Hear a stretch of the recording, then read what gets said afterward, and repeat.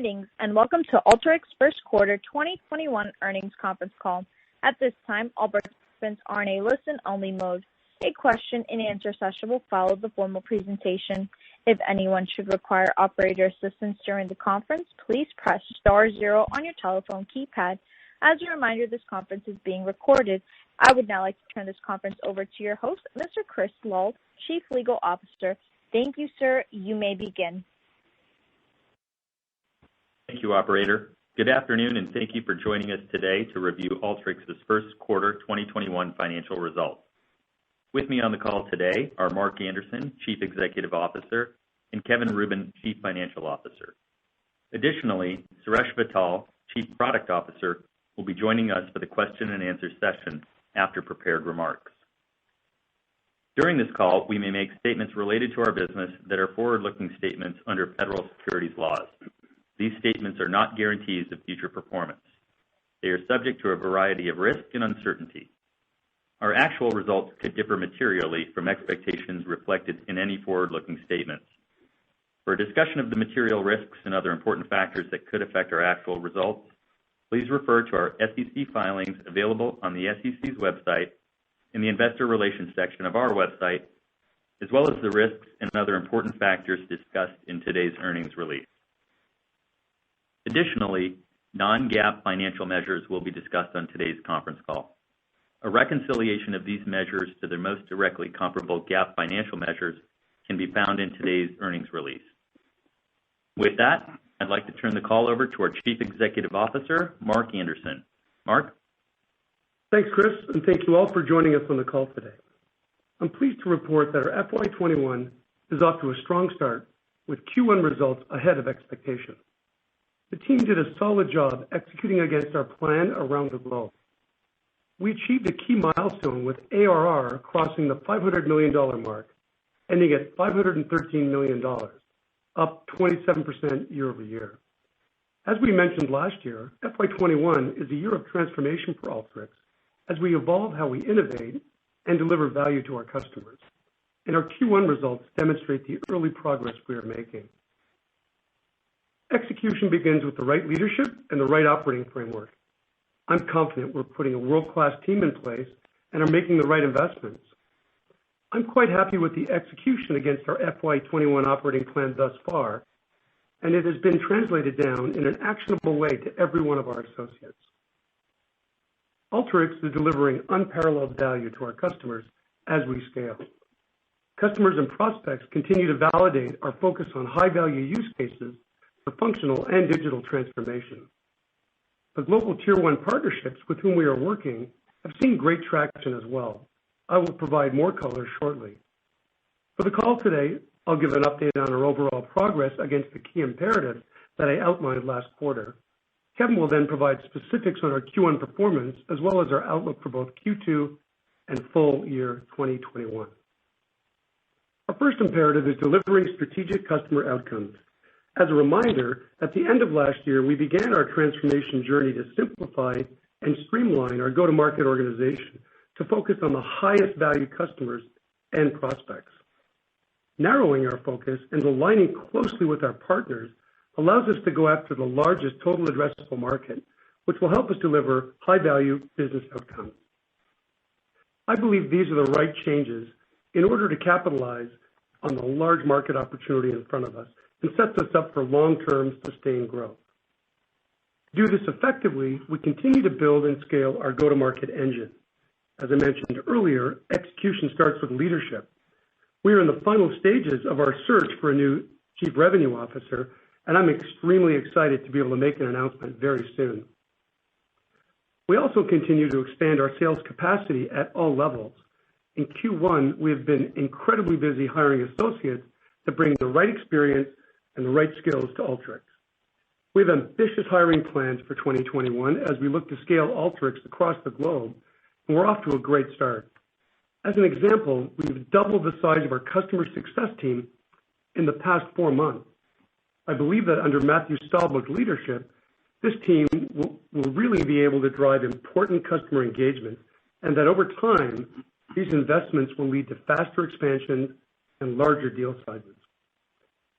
While we did see elevated sales attrition in Q1, the majority of it was expected. At the same time, we successfully repositioned and promoted sales resources in Q1, and I'm really proud of how this team adapted to new assignments, new relationships, and a much more comprehensive operating framework. We continue to add high-quality talent with stage-appropriate competencies to complement our strong internal base. With so many moving pieces, our recruiting team and the hiring managers across the globe did an excellent job. My hat goes off to them. Early indications are that our strategy is working, evidenced by improved sales productivity in Q1. I continue to expect sales productivity improvements as we move through 2021 as a result of the increased operational rigor and discipline. Transformations don't happen overnight, and these changes will take time to fully take hold. Our focus on larger companies continues, and we currently have 39% of the G2K where we are seeing new and significant expansion opportunities. They're turning to Alteryx to help navigate these important transformation journeys. This quarter, the largest real estate online retail marketplace in the U.S. leveraged the power of the Alteryx APA platform to deliver automated analytics and drive marketing effectiveness.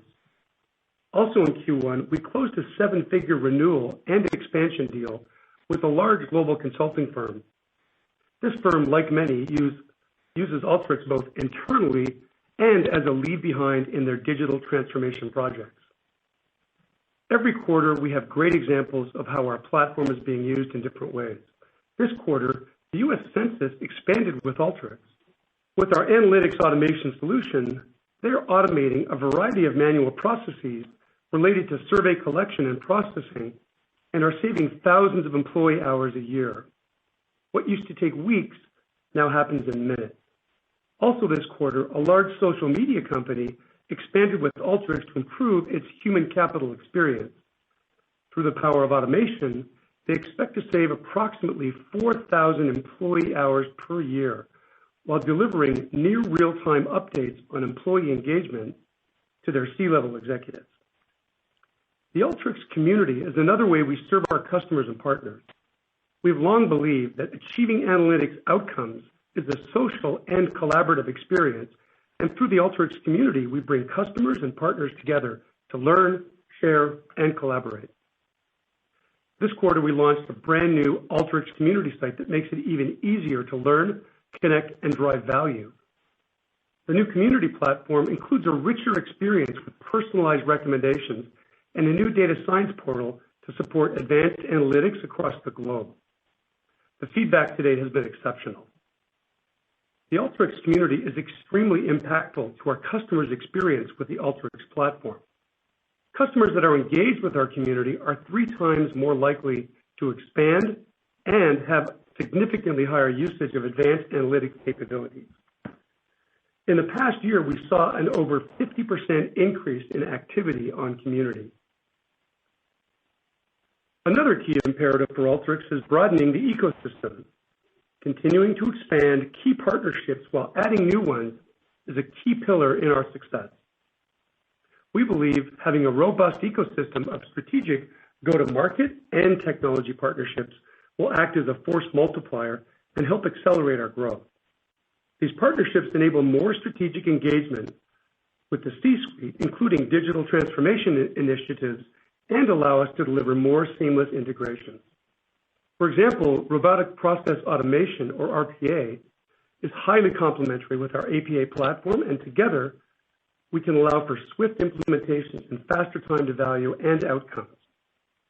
We continue to see momentum with UiPath. People's United Bank is leveraging the joint power of UiPath and Alteryx to drive real-time transaction processing and monitoring, which has enabled them to increase compliance and lower operating risk. We're also pleased to announce a partnership with Blue Prism. Customers have a choice of RPA vendors, and we are making it easier for them to integrate with the best. Finally, we are seeing real traction with our Snowflake Alliance and our joint go-to-market program. Our first global go-to-market program together launched in March, and we had a strong start out of the gate with Snowflake-influenced wins this quarter. One of the reasons we are successful is that we are agnostic to where your data comes from and goes to, as well as where your analytics are consumed. We're making progress around our strategic imperative to drive innovation and make Alteryx consumable anywhere. 2021 will be a year of investment in product innovation with our new Chief Product Officer, Suresh Vittal, leading these efforts. He joined the team last quarter and has hit the ground running and is busy driving transformation across R&D. Suresh has been busy shaping the team to support our growth ambitions while augmenting the strong team we currently have in place.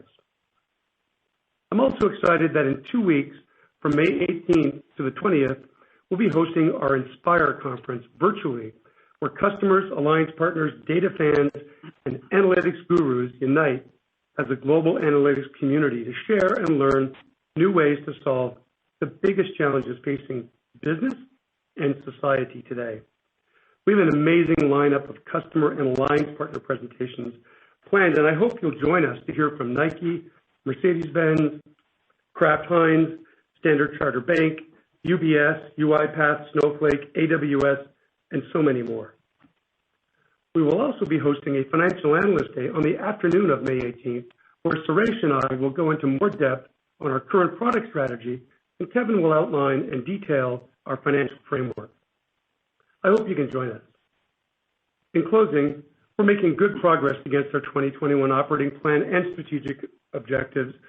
I remain confident in our ability to successfully transform Alteryx to deliver long-term value for associates, customers, and shareholders. The opportunity ahead of us is massive and growing. As we continue to deliver significant business value to our customers and innovate relentlessly, I believe Alteryx will be one of the winners in this highly fragmented vendor landscape. I'm incredibly energized by the opportunity we have in front of us. With that, let me turn the call over to Kevin. Kevin? Thank you, Mark. Overall, as Mark highlighted, we delivered a solid performance in the first quarter. ARR was $513 million, an increase of 27% year over year, and revenue was $119 million, up 9% year over year. Both were ahead of expectations as we continue to see improvements in sales execution as a result of the sales strategy and operating framework transformation I walked you through last quarter.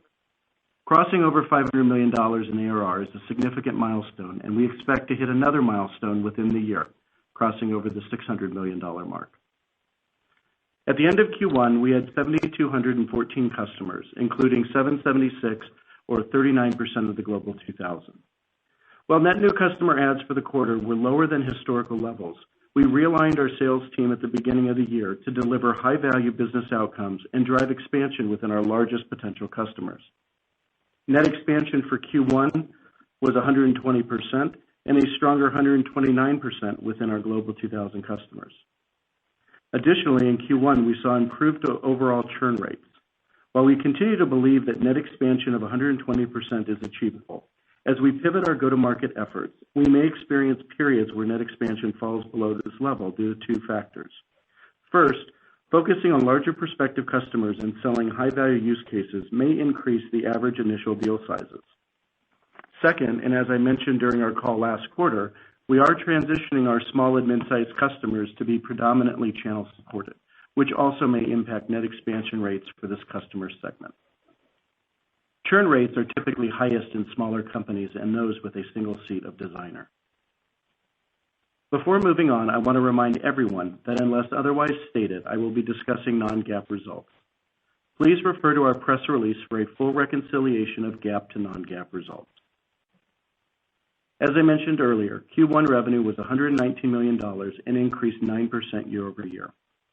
While contract duration averaged 2 years for the quarter, it did decrease year over year as we sold fewer multi-year deals in the quarter compared to Q1 of last year. And as we mentioned last quarter, we expect contract duration to shorten somewhat as we align the business around ARR, which impacts revenue but not ARR. Our Q1 gross margin was 93%, up 140 basis points from Q1 2020. Our Q1 operating expenses were $113 million compared to $103 million in the same period last year. The increase in our operating expenses is primarily attributable to increases associated with headcount and other employee-related expenses. Our Q1 operating loss was $3 million. Net loss was $5 million, or a loss of 8 cents per share based on 66.9 million fully diluted weighted average shares outstanding. Turning now to the GAAP balance sheet and statement of cash flows, in the first quarter we generated $26 million in cash flow from operations. Our liquidity position remains very strong with just over $1 billion in cash equivalents, short-term and long-term investments. Now turning to the outlook for Q2 and full year. We are focused on executing against our strategic imperatives and are investing significantly in product development to accelerate innovation and in our sales and marketing efforts to better focus on larger customers and prospects with the greatest propensity to benefit from the Alteryx platform. We are encouraged by the improved sales productivity we experienced in Q1 as evidence that our strategy is working. These investments are expected to drive our next phase of growth and are being made through the first half of the year. We expect to see their benefits in the second half of 2021. Our guidance assumes the following. First, we continue to expect a modest and gradual improvement in the macro environment in 2021, specifically in the second half of the year. Second, the average duration of our subscription agreements will shorten and start trending below 2 years. And third, approximately 40% of TCV booked in the quarter will be recognized upfront, with the remainder recognized ratably over the time of the contract. Finally, I'd like to remind you that our guidance is subject to various important risks and cautionary factors referenced in our call today and in today's earnings release. For Q2 2021, we expect GAAP revenue in the range of $111 million to $114 million, which represents year-over-year growth of 15 to 18%. We expect our non-GAAP operating loss to be in the range of $22 million to $19 million and non-GAAP net loss per share of 27 to 24 cents. This assumes 68 million weighted average shares outstanding. For the full year 2021, we are raising GAAP revenue guidance to be in the range of $565 million to $575 million, which translates into year-over-year growth of 14 to 16%. We are also raising our full year 2021 ARR guidance and now expect to exit 2021 with approximately $635 million of ARR. This represents an increase of $10 million from our prior guidance and translates to approximately 29% year-over-year growth. We expect our non-GAAP operating income loss to be in the range of a $5 million operating loss to a $5 million operating income. Our non-GAAP net income loss per share is expected to range from a net loss per diluted share of 7 cents to a net income per diluted share of 7 cents. Our non-GAAP net loss per share assumes 68.5 million basic shares outstanding, while our non-GAAP net income per diluted share assumes 72 million fully diluted weighted average shares outstanding. Finally, we expect an effective tax rate of 20%. In summary, I'm excited about our strong start to the year. We are starting to see the benefits from the operating framework we are putting in place. We believe the transformations we are making today sets us on the right course for the future and this next phase of growth. We have a strong product market fit, significant market opportunity, a powerful business model, and a strong financial position with over $1 billion of cash on the balance sheet. And with that, we'll open the call for questions. Operator? At this time, we will be conducting a question and answer session. If you would like to ask a question, please press star 1 on your telephone keypad. A confirmation tone will indicate your line is in the question queue. You may press star 2 to remove your question from the queue.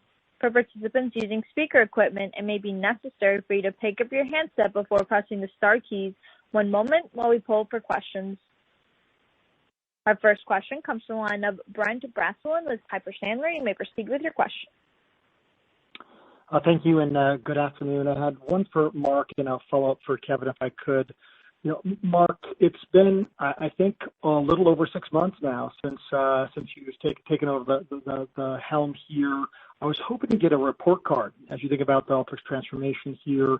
What areas are you most pleased with so far, and where do you plan to double down your efforts going forward? Hey, Brent, thanks very much for the question. Yeah, so it has been over 6 months in the saddle here. Really been,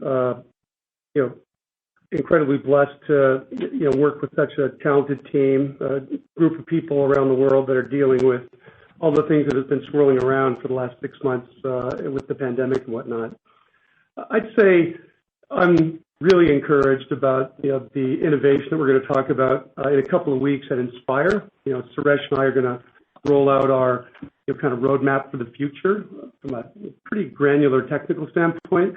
And I'd also say I'm pretty pleased with the transformation that's going on in the go-to-market. As you know, we streamlined and repositioned a lot of people in the first quarter. And in doing so, it freed up the spending to be able to double the investment that we've made, as I mentioned in the script, in our customer success. And what we're finding is customers have a much higher sense of urgency these days around the departmental or digital transformation projects that we're working on. And having, subject matter experts after the sale to help us stick the landing, I think is going to be, really helpful, especially in the second half of the year. Got it. Certainly sounds interesting, and we'll stay tuned for more at the Inspire here next, actually in a few weeks. I guess, Kevin, for you, trying to understand the ARR guide. The guide here, you're taking out by $10 million. It implies ARR growth is actually going to accelerate, kind of exiting the year. If I just look at the net new ARR, implies you have to add about $122 million for the next 3 quarters. If I look at the 3 quarters of last year, you only added about $88 million of net new. It's a 40% increase. Given Q1 net new ARR was about $10 million lower than what you saw in Q1 of last year, what gives you confidence you can add $122 million of net new ARR over the next 3 quarters? Just trying to understand the logic there of a pretty meaningful build in ARR. No, thanks, Brent. Appreciate the question. Look, I think it's a few things.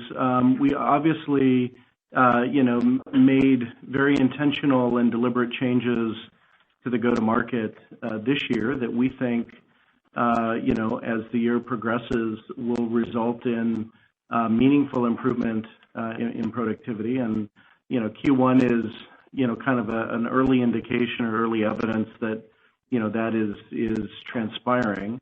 And I think as we look forward and, just consider what that means ultimately to, to the go-to-market, going forward, I think that's powerful. The other just 2 components just to keep in mind is, we also have very strong partnerships that as part of the transformation are getting activated in a meaningful way. And I think those are going to contribute, meaningfully in the back half of the year. And then lastly, just think about product innovation and we're obviously going to go into more detail at Inspire here in a couple of weeks, but, we think that's going to be a nice stimulus to the back end of the year into the business. So, looking across all those 3 dimensions, it certainly gives us confidence in the guide. Yeah, and Brent, I'll just sort of tap on to the end of that. Mechanically, we'll see productivity continue to go up through the fiscal year, and that's really going to be driven by these technology and distribution alliances that we've been forging, as well as the fact that we're going to be adding more arrows into the quiver of our teams. Totally makes sense. Look forward to hearing more on the details here in a couple weeks. Thanks. Great. Thanks, man. Thanks, Brent. Please limit yourself to 1 question and jump back in the queue for acts of follow-up. Our next question comes to the line of Michael Turits with KeyBanc. You may proceed with your question.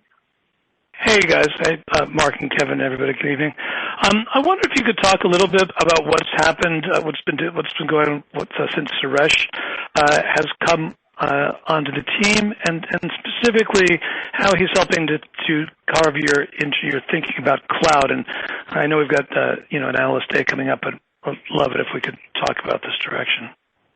Yeah, Michael, great to hear from you. Thanks. Hope all is well with you. Yeah, well, listen, I think, we were super excited to get Suresh, given his background, coming from, Adobe, where they've walked a mile in the shoes that we're walking, moving from a premise-based product to that plus cloud journeys that we've kind of alluded to in the past. And what I've seen, certainly from my space, is Suresh is really driving specificity around kind of where we're going, how we're going to get there, and what we're going to need both organically and inorganically. And he's sitting right here beside me, so I might just hand the mic over to him and let him give you some more color. Yeah, thanks for the question, Michael. Thanks, Mark. Super excited to be here, obviously, and I think it's exciting to be part of a company whose products are so mission critical for our customers. We've got an amazing, passionate group of customers. We've got a lot planned for Inspire and for the Analyst Day here in a couple of weeks, where we'll elaborate on our product strategy. So stay tuned for that. But lots of great progress in the near term here. Mark and Suresh, thank you very much. Mark, good to talk to you, Chris, again also. Thanks, Michael. Our next question comes from the line of Tyler Radke with Citi. You may proceed with your question. Hey, thank you. Mark, I was hoping you could talk a little bit about the sales changes you made. Obviously, as you mentioned, there was a lot of turnover in the quarter, largely to be expected. But just kind of where are we in terms of the sales transformation? Do you kind of feel like the worst is behind you? It did seem like the net new customer number picked up a little bit versus Q4, but do you feel like all the changes from the sales side are behind you, and you kind of expect things from a customer ad perspective to improve from here? Thank you. Hey, Tyler, thanks a lot for the question. Yeah, listen, I think we rolled the changes out at the very beginning of the fiscal quarter, and I really got to hand it to the team. There was a lot of change that we imposed. New assignments, new territories, new quotas. We had our annual sales kickoff, and the team has done a really nice job, sort of, I think getting going for the first fiscal quarter.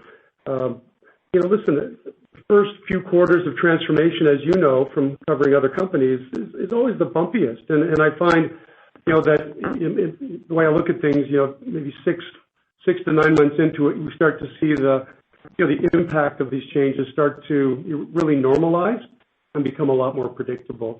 That said, I think we still have changes that we're making.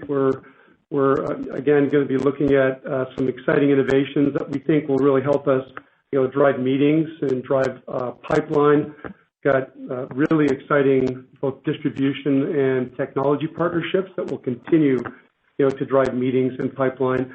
And as I mentioned on the script, hopefully in a few days we'll be able to announce a good CRO that's got stage appropriate experience, and also large scale experience managing thousands of people and billions of dollars. So please stay tuned on that.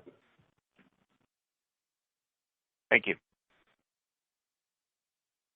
Our next question comes from the line of Sanjit Singh with Morgan Stanley. You may proceed with your question. Thank you for taking the questions, and congrats on the nice start to 2021.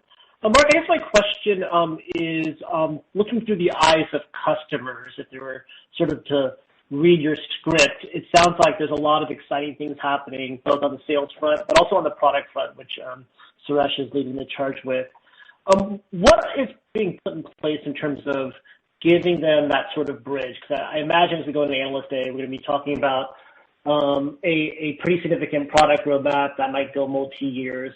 How do you sort of prevent the classic case where customers sort of pause ahead of big product announcements just to see like where the product portfolio is going, sort of minimize that sales disruption risk as you sort of launch the next stage of the product portfolio? Yeah, Sanjit, thanks for the question. Really, I think it's a smart and important question. Listen, we think a lot about that, of course. We never take for granted the fact we've got hundreds of thousands of really happy, deliriously happy users that use our innovation every day. We've got, well over 7,000 customers around the world. And we also think it's a massive and continuing to expand TAM. I think I've said in the past, we measure it in terms of tens of billions of dollars today. In the next few years, I believe it'll be measured in hundreds of billions of dollars because as this entire space, explodes. So I think one of the things I'm certainly not going to spoil any surprises for next week, but I think you can count on us really doubling down on improving the experience, the security, the innovation that's being applied to our bread and butter, server and designer, as well as making our innovation consumable everywhere as fast as we can.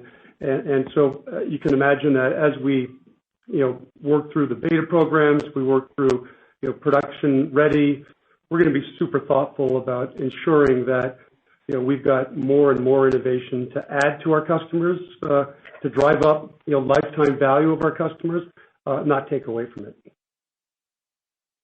Understood. Thanks, Mark. Looking forward to the analyst day. Yep. Thanks, Sandeep. Our next question comes from the line of Brad Sills with BofA Securities. You may proceed with your question.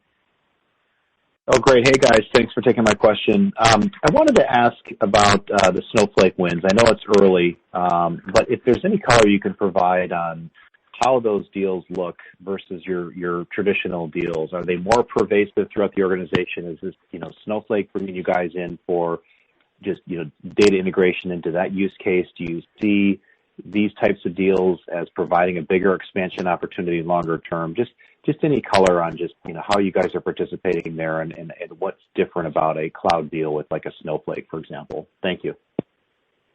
Yeah, thanks a lot for the question, Brad. Maybe I'll start that off and hand it over to Suresh or perhaps Kevin. Certainly what we've seen with Snowflake, as we've discussed in the past, has been, just sort of an ongoing, continuing to grow and build, relevance between Snowflake and the market and our customers. And, back a few years ago when we built the first Snowflake connector, we just watched the telemetry and saw that more and more customer data was being put into their, terrific data warehouse solution. So much so that we approached them last year and started working on, much deeper integration so that we could actually allow our customers to be able to, push workflows right into the Snowflake compute. I think we found pretty quickly that the Snowflake folks like that because it burns consumption, and that's what they care about. I think the engagement that we started back in March was really kind of a peer-to-peer field-based engagement that really started getting salespeople together on Zoom, in some places maybe in Starbucks, and just sitting and strategizing on how to sell our respective innovations to customers to drive more consumption in Snowflake and to drive a greater need for the ability to manipulate that data with Alteryx's API platform. Yeah, if I may add a couple of thoughts. We see a great opportunity for our customers as they move workloads to the cloud, clouds like Snowflake, Azure, AWS, and so on. And Alteryx plays a big part in driving automation and analytics for our customers in the cloud, both in getting the data into the clouds and then driving analytics once the data is there, and then distributing those insights to various enterprise systems, whether it's RPA environments, whether it's Salesforce automation or other enterprise systems. So we think there's tremendous opportunity as our customers embark on this data-driven cloud transformation. That's great. Thanks so much, guys. Thanks, Brad. Yeah, thanks a lot, Brad.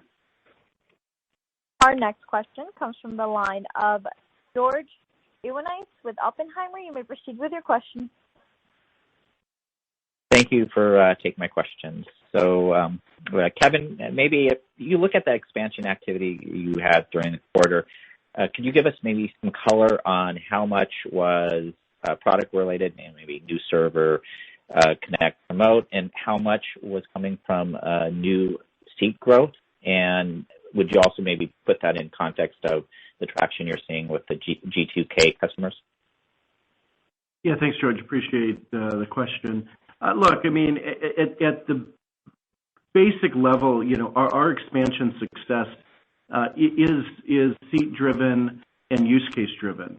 We certainly have opportunity to upsell the products, server, connect, promote, as you mentioned, and we saw some encouraging trends in that respect. But underlying all that is fundamentally getting more users and more people within departments engaged on the Alteryx platform and running more workflows. So, I still think about expansion as largely being driven by seats versus product upsell and cross-sell.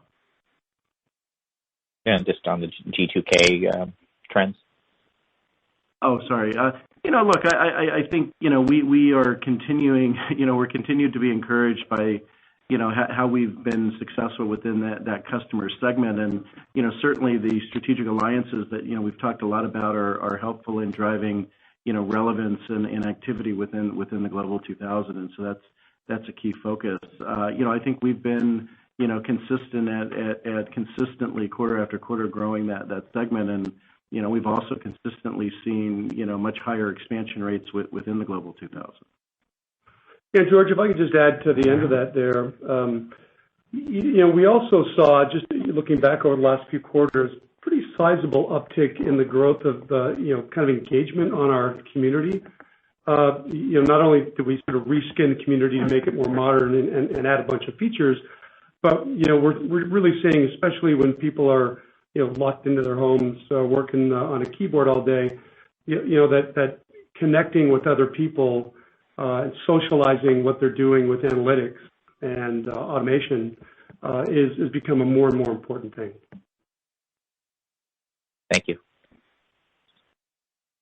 Our next question comes from the line of Jack Andrews with Needham. You may proceed with your question. Well, good afternoon. Thanks for taking my question. Mark, I was wondering maybe if you could rank order your ecosystem progress so far. You mentioned three types of partners: strategic, go-to-market, and technology. Can you maybe just talk about, where have you made the most progress? Where do you have a lot more work to do? And maybe who could really move the needle for you from a longer-term perspective? Yeah, thanks a lot for the question, Jack. Listen, I think they're all really important, right? For sure, we started last year in a journey with PwC, and that journey has taken on substantial scale, not only with PwC as a customer, but also with PwC as an influencer and, using our innovation as the lead behind for a lot of their big projects that they're doing on functional and digital transformation. But to do them the right service, I think we had to make sure that we had the people and the team and the processes to operationalize that partnership so that it can grow for both of us. And then, we need to rinse and repeat that. As we announced with HCL last quarter, a really strong partnership going after their biggest customers and going into these big multi-deca or even $100 million projects that they're doing and using Alteryx as the lead behind technology. So I think we've started to build some institutional muscle around not only the people that are operationalizing those partnerships, but the field teams that are now working with partners from PwC or executives from HCL to really drive our relevance up in accounts that either we're working at or ones that we're not working at. So I think that will continue to be a really important avenue of focus for us. And our new CRO brings a lot of chops in terms of working with large-scale partners like that. But the technology side, you can't underestimate how important that is either, because customers these days, they want easy buttons, they want very clean and slick integration, so that the work is done by the vendors, not by their engineering staffs any longer. And so certainly key partnerships that we have with Adobe, with UiPath on the RPA side now, with also Blue Prism, as well as Snowflake, and stay tuned for more on the data warehousing side, because customers want to be able to use us in all of these different environments. We're Switzerland. We're neutral when it comes to where we're going to facilitate the use of our innovation in what environments. Same thing with the public cloud players. So I think to do these right and to do them all the right service, I think we have to make sure we don't try to go too fast so that we don't deliver the quality experience that our customers and our partners need. And then just finally, we do have a really good long tail of regional partners around the world that we've worked with in the past. I see having been part of tech firms in the past that have grown 10, 20, 30x over a sustained period of time.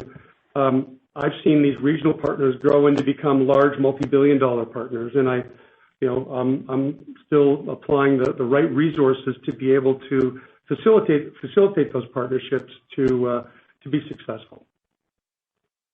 Gotcha. But thanks a lot. You bet, Jack. Our next question comes from the line of Mark Murphy with JP Morgan. You may proceed with your question. Oh, great. Hey, this is Pendulum on behalf of Mark Murphy. Thank you for taking our question. Kevin, a quick question for you. I think you had said last year that you had seen a big jump in adoption agreements, I think maybe in Q2, Q3 as COVID hit. What have you seen with respect to those adoption agreements ramp so far in terms of the pace of ramp? And are you seeing any conversion of those adoption agreements into ELAs as we enter 2021? And if that is a factor playing into your ARR guidance for the year? Yeah, thanks, Pendulum. Look, as we've said, in the past, adoption licenses, are one tool in a tool belt of many tools for sellers in how they engage with customers and how customers, can consume our technology. We did see an uptick last year, and those contracts all largely, were completed in last year and converted. And as we've talked in the past, adoption licenses tend to have a very, high value, high impact conversion, if you will. Being able to engage deeply with a customer around specific use cases and populations of users with the purpose of, building out, successful outcomes tends to have a successful outcome. We continue to use adoptions as part of our playbook, and, we've continued to see those convert quite well. Thank you. Thanks, Pendulum. Our next question comes from the line of Derek Wood with Cowen and Company. You may proceed with your question. Great, thanks. Thanks for taking my question. Question for you, Kevin. Could you give us a sense for how to think about the kind of Q2 ARR and linearity for the year? And are you baking in most of the new ARR acceleration from improvements in sales productivity and adding sales capacity, or are you expecting newer channel efforts to also be a meaningful contributor? Yeah, thanks, Derek. Hope you're well. Look, I would say, similar to, I think, my commentary last quarter, we are going to continue to see seasonal performance in the year relative to historical levels.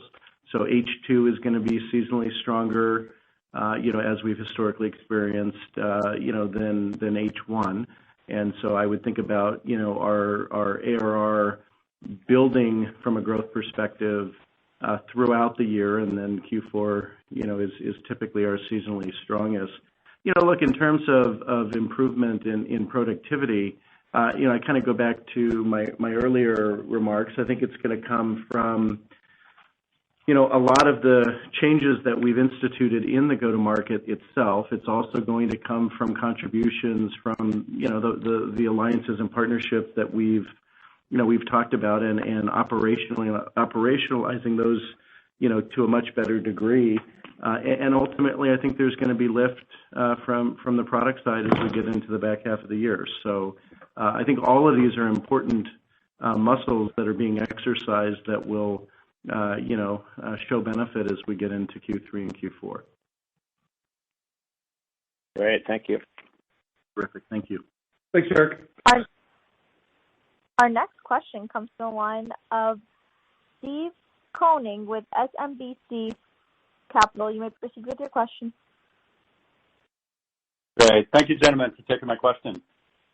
I wanted to ask, Mark, you about the enterprise selling motions that are a more important part of your toolkit this year and that you've been focusing on. Are we talking about simply more capacity and a rotation back to enterprise selling, after 2020, or are there qualitative differences in the sales motions? Are you placing greater emphasis on certain types of buyers or C-level buyers? Any sort of color you could give me around that, I would appreciate it. And congrats on your Q1. Well, thanks a lot, Steve. Yeah, listen, I think, boy, if you go back and look over the last several years, every quarter, every year, there were some amazingly thoughtful campaigns where we engaged pre-sales resources to design incredible solutions, post-sales resources to make sure we stuck the landing, even partner engagement. The problem is, I don't think we did a great job institutionalizing that and making it, consistent across Asia Pac, Japan, EMEA, let alone across the United States. So I think the big, part of the big lift was really to drive some consistency there, because in my mind, driving consistency allows for more predictable scale over time, especially when you've got such a large TAM.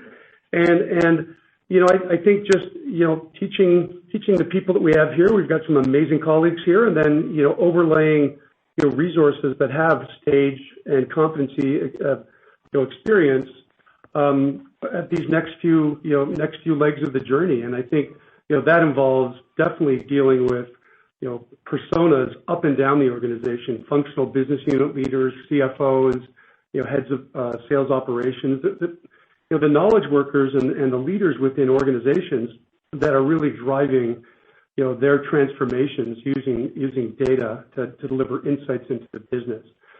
So really trying to do that comprehensively across the geos, so that everyone has a predictable set of competencies. And I think, and then continuing to just, attract, amazing talent. We hired, a lot of people in Q1. We've already hired a lot of people in Q2.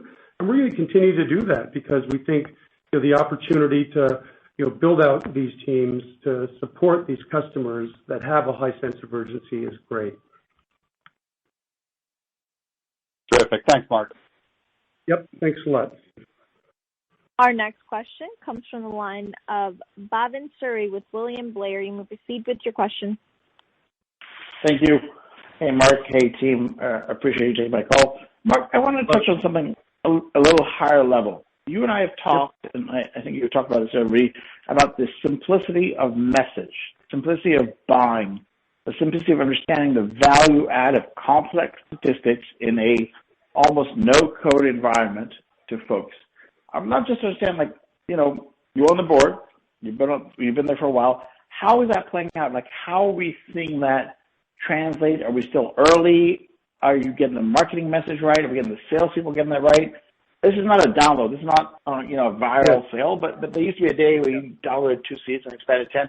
Just walk us through that process, just backing up a second. You bet. No, great question. Thanks, Bhavin. Listen, I think I still talk to CEOs and functional business leaders, CFOs, almost every day, certainly every week. And, at the highest level, I think what I'm hearing from them is that they can no longer tolerate, knowledge workers delivering low strategic, output for the enterprise. So people that are stuck on spreadsheets are going to have to upskill and up-level themselves. And so, certainly an area that we've had tremendous traction and with just a few days of training, helping get these people to become more citizen data scientists and deliver, more professionally for them, for their businesses, but also deliver much more strategic output. So I think, making sure the team understands, not only the business responsibility, but I think the socioeconomic responsibility of what we have the opportunity to do here at Alteryx. You're going to hear about a really exciting program that we're launching, in a couple of weeks at Inspire. It's going to make it very easy for students around the world to be able to upskill themselves with the help of Alteryx.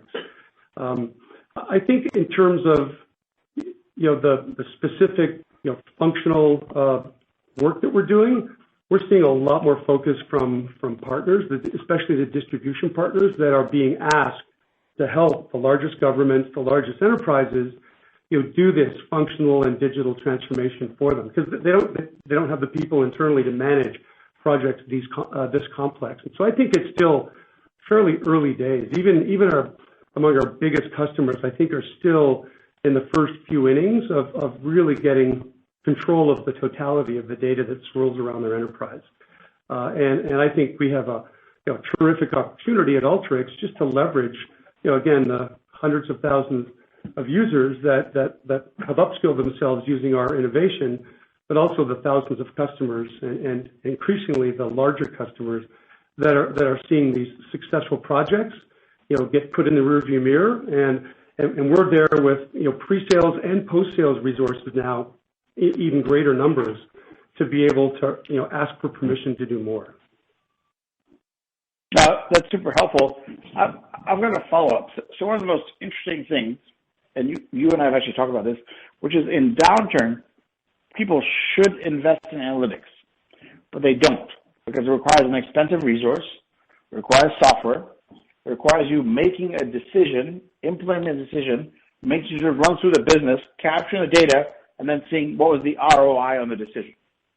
Coming out of this downturn, coming out of people's concerns about COVID, and I'm not saying the entire world has a light at the end of the tunnel, but we certainly do, Western Europe does, this idea of analytics coming as a tailwind now where it was a headwind because of analytics resources are expensive. Analytics software is expensive. The outcome is not immediate. I don't get to a marketing campaign and see everybody buy today. I get to do an analysis. I get to recommend an action. If the action happens, I have to analyze the data to make sure it happened. So take that on account. Are you seeing people start to understand that process? Are you starting to see this idea that analytics should be a tailwind, actually in downtimes even more than uptimes, but that's where the fact that we're coming out of COVID. Are you starting to see that play out at all? Yeah, I remember the conversation, Bhavin, and I really do. And I think some of the proof points for me are, certainly we saw some pent-up demand in infrastructure to support, the different construct of how workers were going to be connecting into the enterprise. And that persisted, throughout the last, I'd say, 3-4 quarters of the pandemic. And it seems like that's slowed down a little bit. And we're seeing the focus being turned on, how do we upskill and transform this business, much like we're doing at Alteryx, but so many of our customers are doing the same thing. And that's why we've really made investments on the marketing side. I've talked in the past about the reskinning of our website and the improvement of our trial to win experience for customers, to get fewer and fewer minutes to wow when they download our software.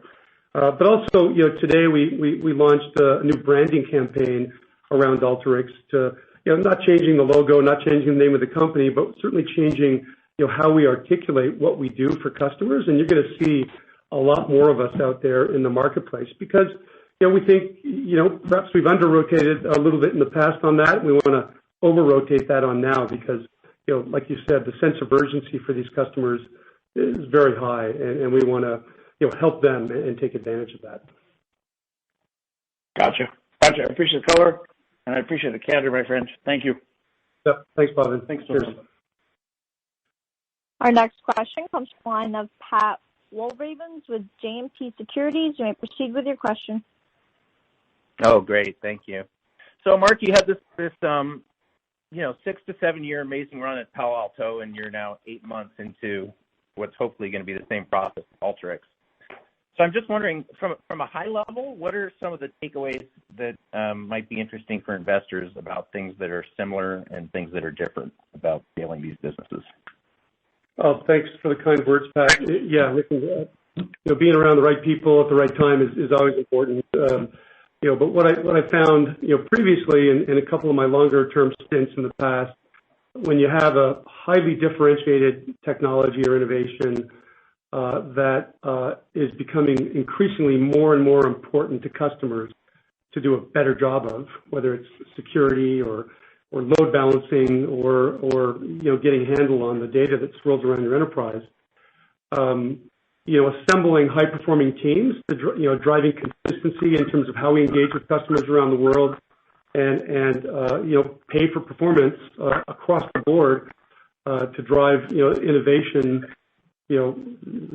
faster and faster around where customers want to take what we do and how we do it.